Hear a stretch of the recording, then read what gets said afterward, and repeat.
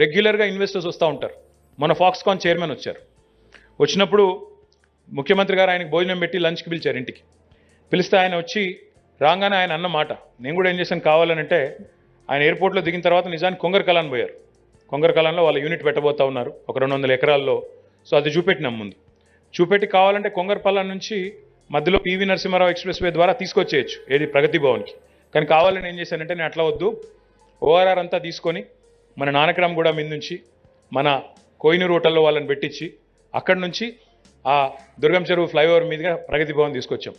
ఆయన రాగానే సీఎం గారితో అన్న మొదటి మాట, ఆయన లంచ్కి రాగానే సీఎం గారితో అన్న మొదటి మాట ఏంటంటే, ఆయన పెద్ద బృందంతో వచ్చారు, ఒక 15-20 మందితో వచ్చినారు. దిగంగానే నాకు అనిపించింది, మొదటిసారి నా విజిట్ ఇది హైదరాబాద్కి, I was asking my colleagues and my colleagues were asking me, is this India, ఇది భారతదేశమేనా అని నాకు డౌట్ వచ్చింది అనే మాట ఆయన స్వయంగా చెప్తా ఉన్నాడు.